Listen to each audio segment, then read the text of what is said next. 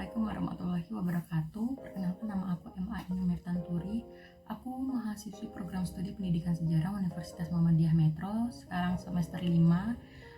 NPM aku 18220007. Jadi di video ini aku bakal jelasin sedikit tentang perjanjian Romroyen. Jadi video ini tuh dibuat untuk memenuhi salah satu tugas individu mata kuliah sejarah masa awal kemerdekaan yang diampu oleh Ibunda Sumiatun. Jadi kita langsung aja ke materinya ya. Perjuangan Indonesia untuk membebaskan diri dari Belanda di awal kemerdekaan itu ditempuh lewat berbagai upaya diplomasi. Salah satunya upaya diplomasi yang dilakukan adalah Perjanjian Romroyen. Jadi Perjanjian Romroyen ini merupakan perundingan yang dibuat oleh Indonesia dengan Belanda pada 7 Mei 1949 untuk menyelesaikan konflik di awal kemerdekaan. Oke, jadi kita awali dengan apa sih yang melatar belakangnya adanya Perjanjian Romroyen. Jadi sebelum perjanjian ini sebelumnya itu ada Perjanjian Linggarjati di tahun 1946 dan Perjanjian Renville di tahun 1948. Dikutip dari sejarah diplomasi di Indonesia, Perjanjian Renville ini merugikan Indonesia karena wilayah kedaulatan Indonesia itu semakin mengecil dan Belanda yang diuntungkan melalui perjanjian itu sendiri. Kemudian di 1 Desember 1948, Belanda secara sepihak tidak lagi terikat dengan Perjanjian Renville. Buntutnya, pada 19 Desember, Belanda itu menyerang ibu kota Indonesia di Yogyakarta. Peristiwa ini dikenal sebagai agresi militer Belanda II. Dan Belanda juga menangkap dan menawan Presiden Soekarno serta wakilnya yaitu Muhammad Hatta. Nah, langkah Belanda ini dikecam oleh dunia dan PBB pada 4 Januari 1949 memerintahkan Belanda dan Indonesia untuk menghentikan masing-masing operasi militernya. Oke, jadi setelah melalui perundingan yang berlarut-larut, akhirnya pada 7 Mei 1949 dicapailah persetujuan. Dan persetujuan ini dikenal sebagai Romroyen Statement atau Perundingan Romroyen.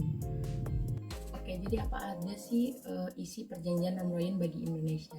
Jadi yang pertama itu memerintahkan pengikut Republik Indonesia yang bersenjata untuk menghentikan perang gerilya. Kemudian yang berikutnya adalah bekerja sama dalam mengembalikan perdamaian dan menjaga ketertiban dan keamanan. Kemudian yang ketiga itu turut serta dalam konferensi meja bundar di Den Haag dengan maksud untuk mempercepat penyerahan kedaulatan yang sungguh lengkap kepada negara Indonesia. Oke, yang berikutnya adalah Perjanjian Romroyen untuk Belanda. Jadi yang pertama itu Belanda menyetujui kembalinya pemerintahan RI ke Yogyakarta. Yang kedua adalah menjamin penghentian gerakan-gerakan militer dan membebaskan semua tahanan politik.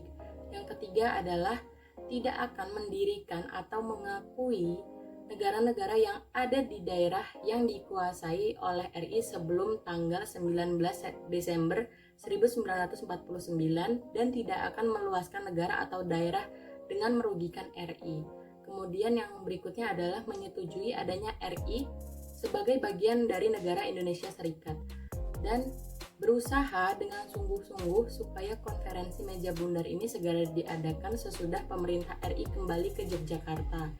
Oke, yang terakhir ini dampak perjanjian dari Romroyen. Jadi, untuk menindaklanjuti perjanjian Romroyen pada 22 Juni 1949 diadakan perundingan formal antara Indonesia, Belanda, dan Majelis Permusyawaratan Federal atau Bijencom for Federal Overlap atau BFO di bawah pengawasan Australia.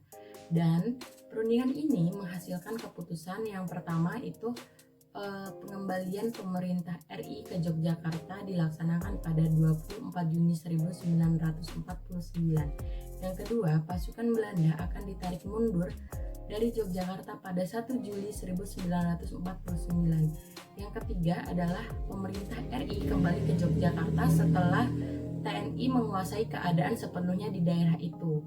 Kemudian yang keempat adalah mengenai penghentian permusuhan akan dibahas setelah kembalinya pemerintah RI ke Yogyakarta. Yang kelima adalah konferensi meja bundar ini diusulkan akan diadakan di Den Haag, Belanda. Yang keenam adalah Yogyakarta itu baru sepenuhnya ditinggalkan tentara Belanda pada 29 Juni 1949.